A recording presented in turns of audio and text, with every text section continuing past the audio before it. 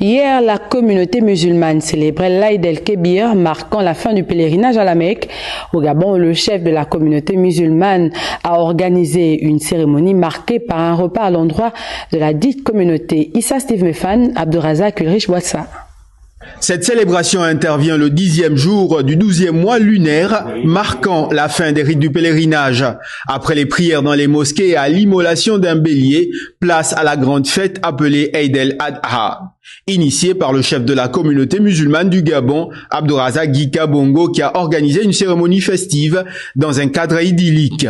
Un moment de convivialité ayant vu la présence d'invités de marque, une opportunité pour renforcer les liens fraternels. La fête de la Tabaski, c'est plus connu sous ce vocable-là, va au-delà du symbole.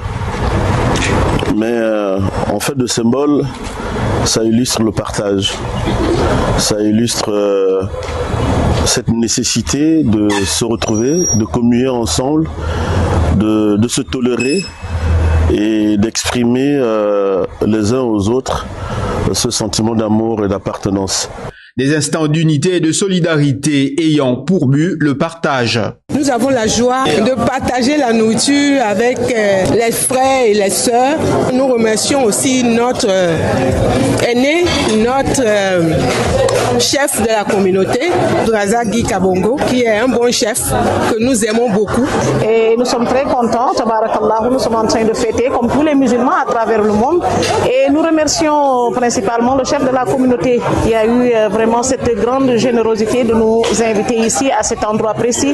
Cet acte issu des enseignements du prophète Mohammed commémore l'acte de soumission du prophète Abraham, reconnu comme le père du monothéisme et rappelant aux hommes la sacralité de la vie humaine.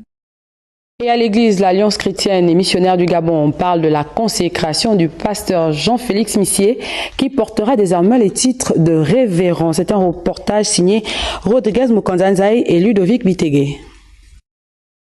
Pendant qu'ils servaient le Seigneur dans leur ministère et qu'ils jeûnaient, le Saint-Esprit dit « Mettez-moi à part Barnabas et Saul pour l'œuvre à laquelle je les ai appelés. » Ainsi parlait le Seigneur dans le livre de Actes 13, verset 2. Aujourd'hui, cette parole s'applique sur Jean-Félix Missier, qui est recommandé par ses pairs pour la promotion de l'Évangile dans le monde. C'est une période où l'Église reconnaît le ministère d'un de ses pasteurs. Et on conclut souvent cela avec ce port de col et par la suite il est appelé révérend. Dans le cadre de la communauté, il y a certains actes que le révérend peut maintenant poser. Entre autres, célébrer les mariages, dédicacer des temples, prier pour des enfants, ainsi de suite. D'abord le Seigneur lui-même, qui est content de ce qui se passe, nous aussi qui travaillons pour lui.